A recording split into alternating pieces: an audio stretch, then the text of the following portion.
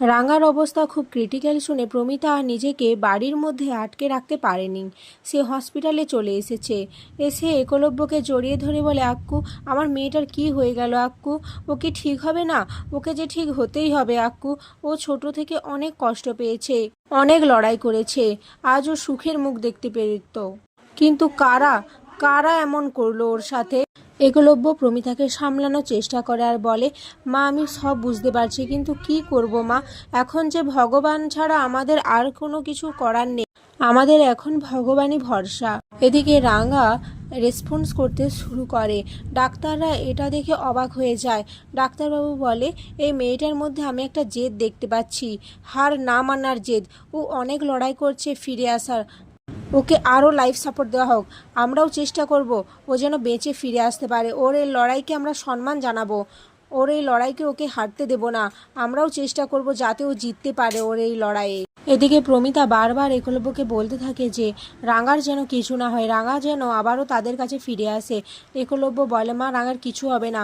ও যে লড়াই করতে জানে মা, ও লড়াই করবে, ও ফিরে আসবে, দেখো ও ফিরে আসবে। এদিকে অনেকগুলো গুন্ডা হসপিটালে চলে এসেছে। তাদের কাছে খবর চলে গেছে যে রাঙা এখন ভালো আছে, আর রাঙা যদি ভালো থাকে তাহলে তাদের ধরা পড়ে যাওয়ার চান্স রয়েছে। তাই তারা রাঙাকে একেবারে নিশ্চিহ্ন করে দিতে চায়।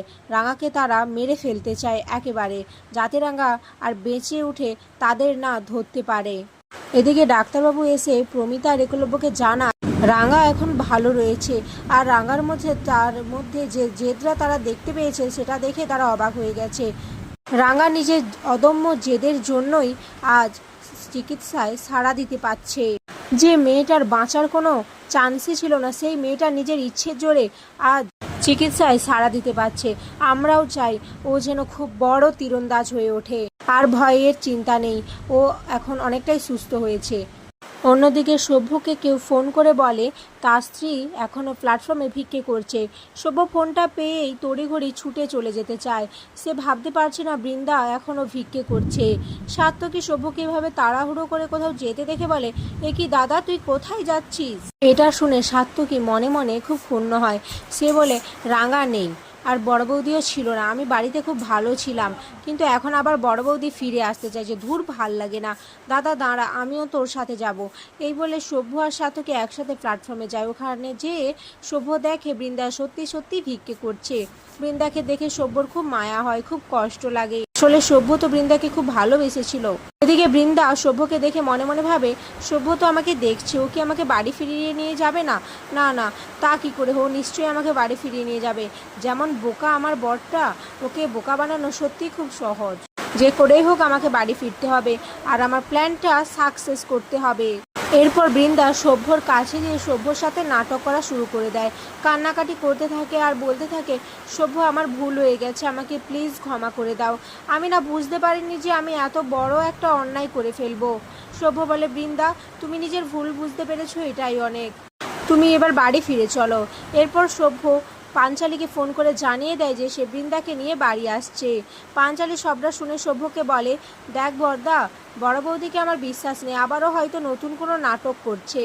এদিকে ডাক্তারের কথা শুনে প্রমিতা আর একলব্য খুব খুশি হয়ে যায় যে তাদের রাঙার আর কোনো বিপদ নেই। রাঙামতি বেঁচে আছে, সে নিজের লড়াইটা সম্পূর্ণ করতে পেরেছে, সে জিতবে। কিন্তু গুন্ডাগুলো ডাক্তারের ছদ্মবেশ নেয়, তারা ডাক্তারের নিফ্রন করে নেয়। আর তাদের কাছে কড়া ইনস্ট্রাকশন রয়েছে যে যেভাবেই হোক রাঙামতিকে খতম করে দিতে হবে। রাঙামতিকে বাঁচতে দিলে হবে না, রাঙামতিকে একেবারে মেরে ফেলতে হবে। এদিকে একলব্য ভাবতে থাকে সে সবসময় রাঙামতির পাশে থাকবে, কারণ যারা রাঙাকে মারতে চেয়েছিল তারা নিশ্চয়ই রাঙার প্রাণ নিতে চেয়েছিল। আর তা যদি হয়ে থাকে তাহলে তারা নিশ্চয়ই আবারও অ্যাটাক করবে। তাদের কাছে নিশ্চয়ই এতক্ষণে খবর চলে গেছে যে রাঙামতি ভালো রয়েছে। তা আমাকে রাঙার পাশে পাশে থাকতে হবে, রাঙাকে আগলে রাখতে হবে। আমি থাকতে আমার রাঙার কিছু হবে না, আমি কিছু হতে দেব না। এখানেই আজকের পর্ব শেষ হয়ে যায়।